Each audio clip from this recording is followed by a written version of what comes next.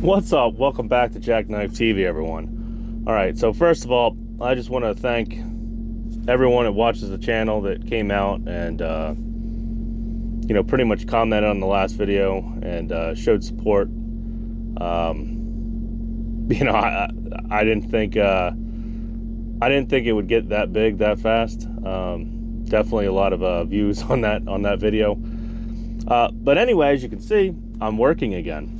All right, so someone in the comments brought up something about GPS data and my dash cam and everything. And that morning, which was yesterday morning, which was Thursday, I brought that up to safety. And I guess it kind of got overlooked because, like I said, this information that was taken from whoever called and emailed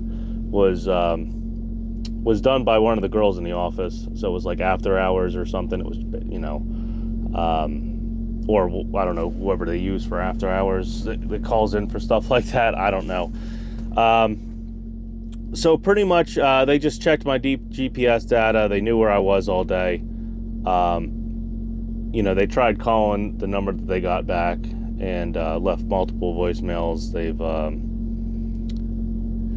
emailed the fictitious email back and everything else, and there's nobody's answering back. So on top of that, like I said, they just used my ELD data and my camera to basically pinpoint where I was, checked with the local law enforcement, make sure nobody reported anything, and that was it for now. So I'm basically okay to go as long as nothing actually comes of it, which nothing is going to come of it. So there you go. I only missed let's see, technically I missed out on 2 loads. I didn't run nothing yesterday, and I missed out on my second load Thursday. So it cost me, I don't know, that little BS stunt there cost me probably like $1,800 in lost revenue for the week. So yeah, freaking awesome. Do I want to say I want to be never mind, I'm not even going to say nothing. Just put it this way, I'm if I could find out who it was, might not do anything too crazy, but they would definitely not, like, be enjoying like their black eye or something. You want to do something like that, freaking more welcome. Put down in the comments and you can come meet me somewhere. All right, uno mano. All right, don't take money out of my family's pocket. Don't take money out of my pocket for some delusional, whatever mental disorder you have in your freaking head that you got to go white knighting or whatever you want to call it around YouTube. It's just freaking ridiculous. All right.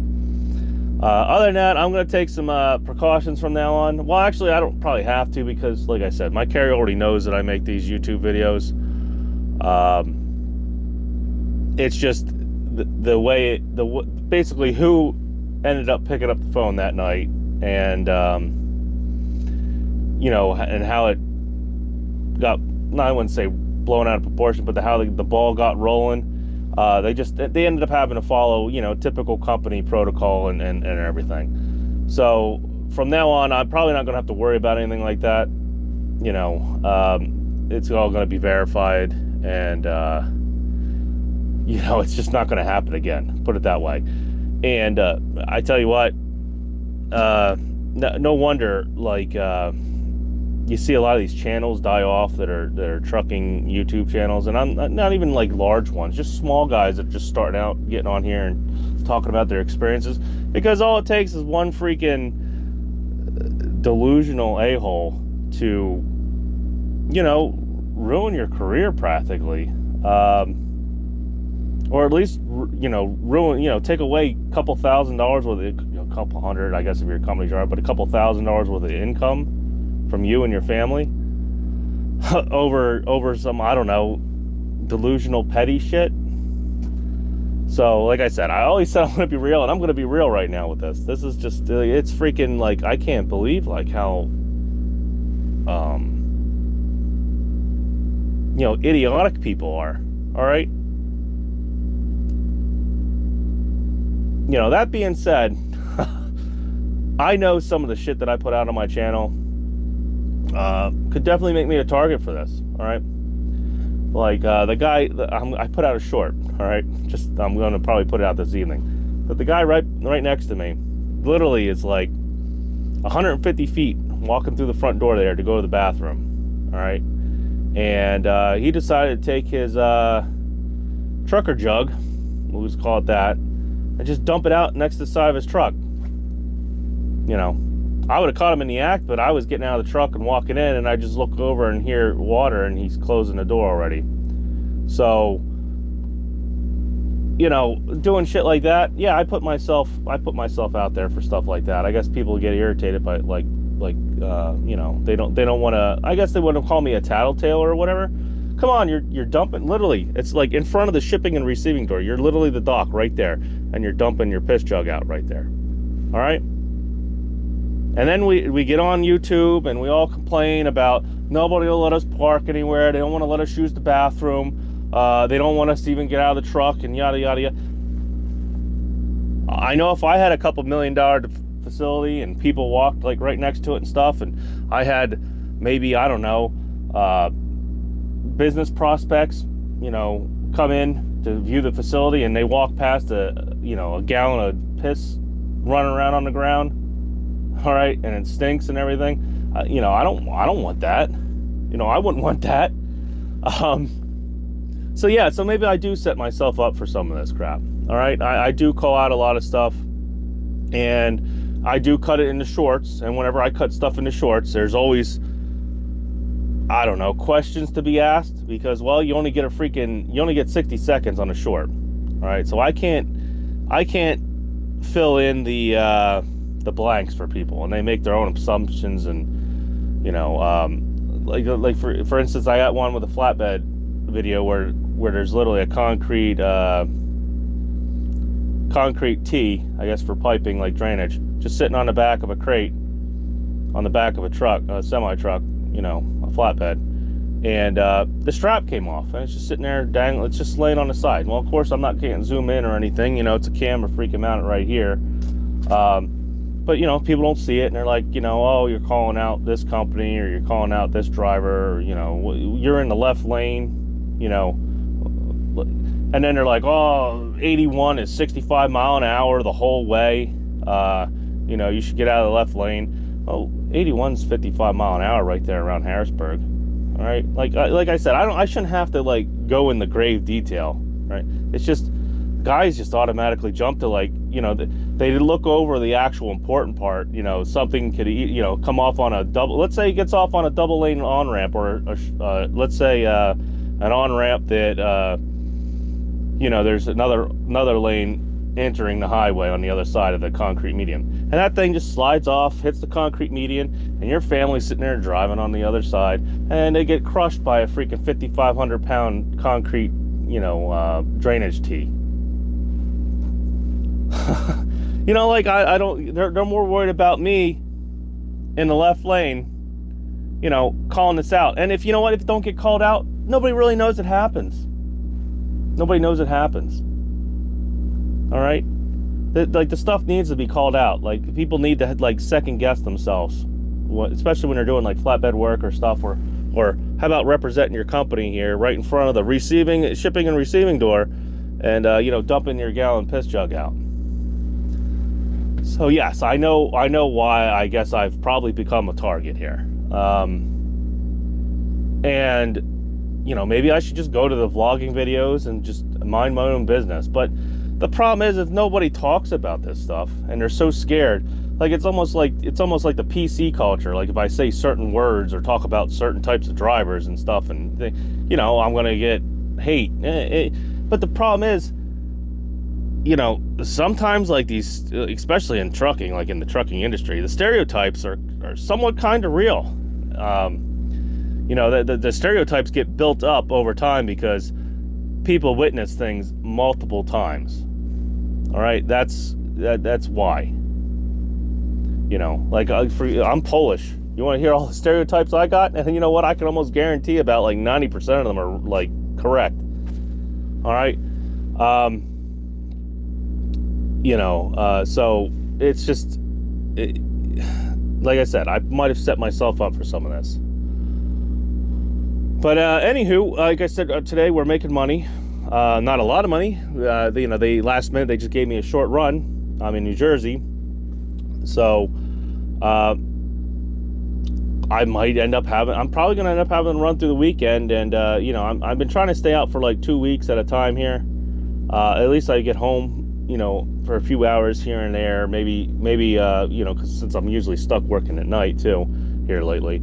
I'll see the family for dinner and then I'll go off to work. But this weekend I was planning to stay home with the family. But that might not happen because, I ended up, basically getting I should say getting, but working hard enough and putting enough hours and putting on enough bull crap to give myself a pretty good settlement here from last week. All right.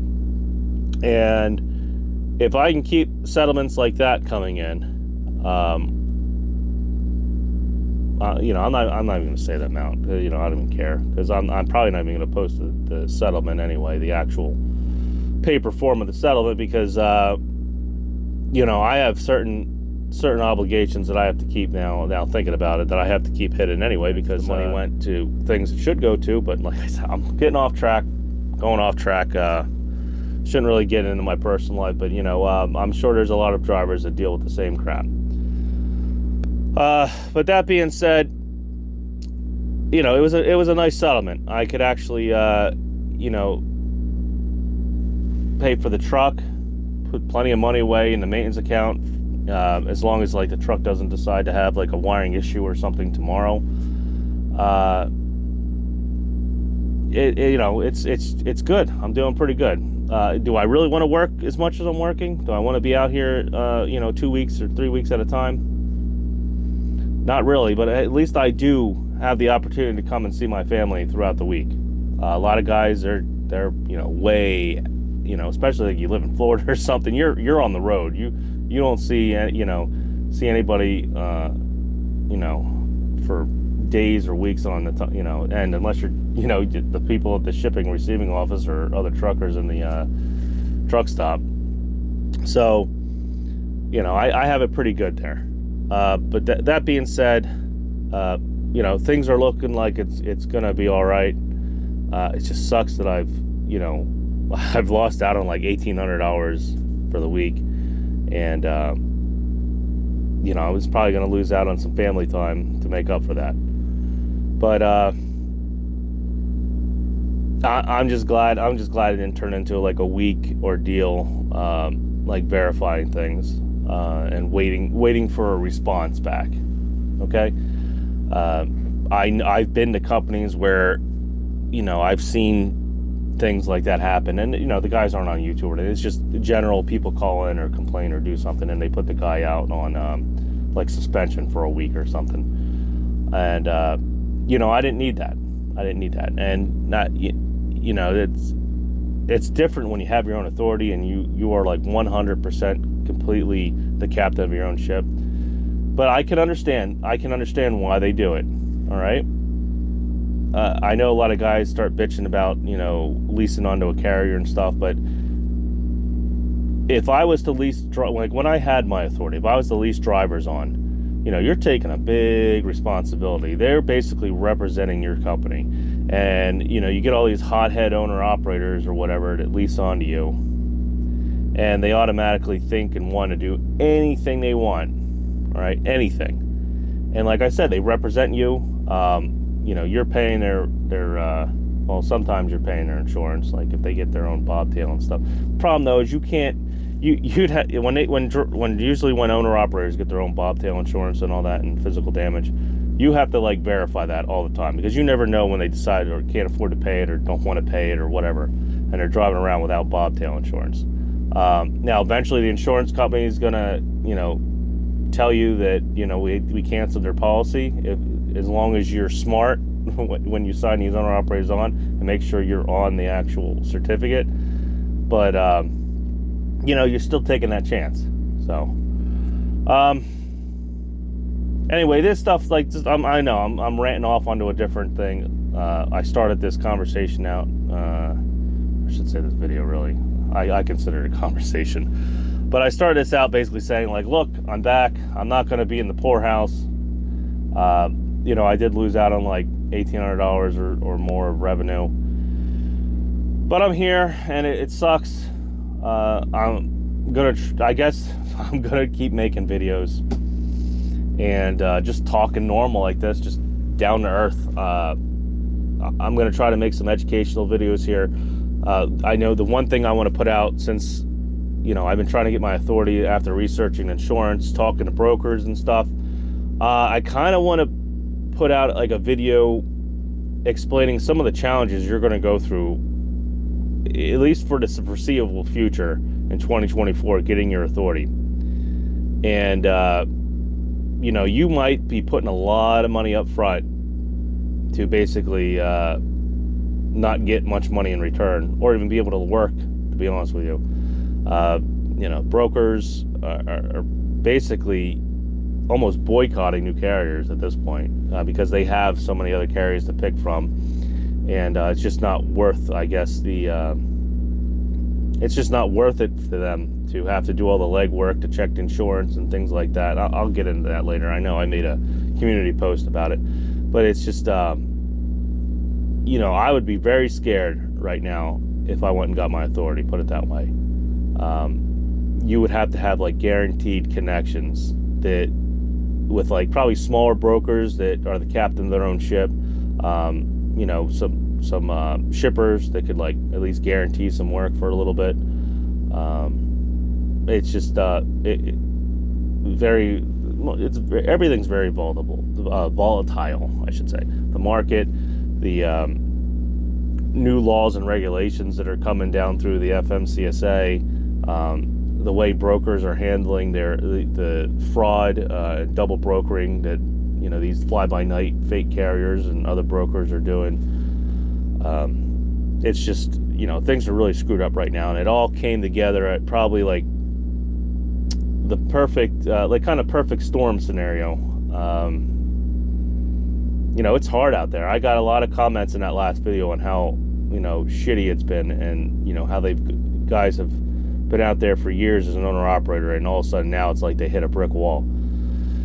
So, you know, if you like the content I'm putting out, you like this video, please subscribe, smash the like button, and, you know, throw some ideas in the comments, you know, ask some questions. I mean, I'm not, like I said, I'm not like the end-all, be-all, and like I said, I am not super successful by no means. I'm just the guy out here trying to make something, an entrepreneur, trying to make something for himself and support his family, and try to keep ahead of all this stupid inflation and other BS that's going on out here. So other than that, thanks for watching. Jackknife out.